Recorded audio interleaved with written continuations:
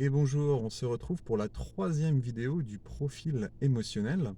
Et donc aujourd'hui, on va parler de la peur. Alors je vous fais le rappel aussi parce que je ne sais pas si vous avez déjà vu les deux autres. Mais donc, je le rappelle, ne confondez pas l'émotion telle qu'on peut la ressentir, la peur, quelque chose qu'on peut ressentir au quotidien, et la composante du profil émotionnel, hein. Sinon, vous n'avez pas envie d'avoir la peur comme profil émotionnel, alors qu'en fait, c'est un profil qui est relativement répandu, surtout dans l'administratif. Mais il n'y a pas de mal, hein, il n'y a pas de mal à être dans la peur. Alors, la peur, qu'est-ce qui caractérise quelqu'un dont la dominante émotionnelle est la peur? Bah, tout simplement, c'est quelqu'un qui a besoin d'être rassuré sur le fait que les choses vont se passer comme on l'annonce. Un des meilleurs moyens que les gens qui sont en dominante peur ont, c'est tout simplement de faire des procédures. De faire des procédures et de les suivre, étape par étape, petite étape par petite étape. Plus l'étape est petite, facile à faire, plus les gens seront rassurés. Si vous avez des étapes qui sont des paliers trop importants, les gens ne seront pas rassurés, les gens qui sont dans la peur ne seront pas rassurés et auront besoin de décomposer chaque tâche en sous-tâches aussi courtes que possible pour être tout simplement très rassurés. Donc dit comme ça, alors moi j'ai un gros travers, hein, c'est que je me laisse un peu parfois emporter par ma propre vision des choses. Et dit comme ça, c'est vrai que ça ne vend pas forcément du rêve, la peur, mais alors le gros avantage des gens qui ont de la peur, en dominante émotionnelle, c'est que c'est des gens qui sont très organisés. C'est des gens qui sont très minutieux et qui sont capables de suivre à la lettre un plan qui leur est donné.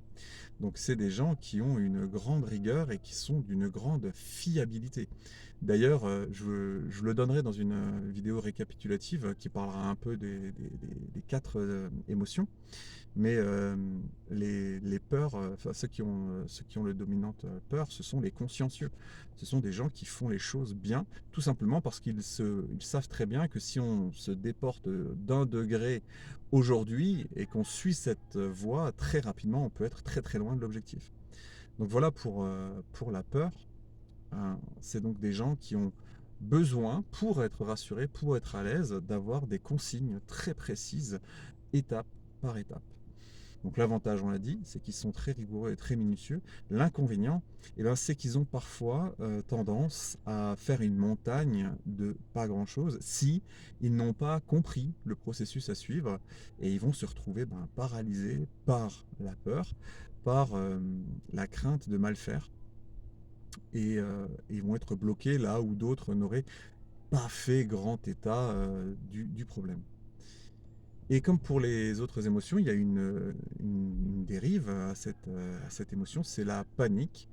Et donc encore une fois, là on se retrouve avec quelqu'un qui va être complètement bloqué.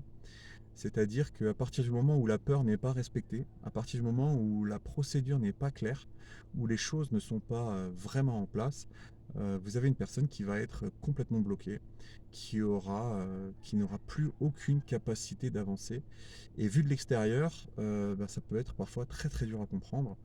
Alors qu'en fait, il suffit, vous verrez, c'est un mot que j'aime beaucoup utiliser, hein, il suffit de rassurer cette personne en lui décomposant sa tâche en plus petites étapes ou en lui expliquant que cette option-là, à laquelle elle se trouve confrontée et qui n'était pas prévue, est gérable avec cette procédure-là.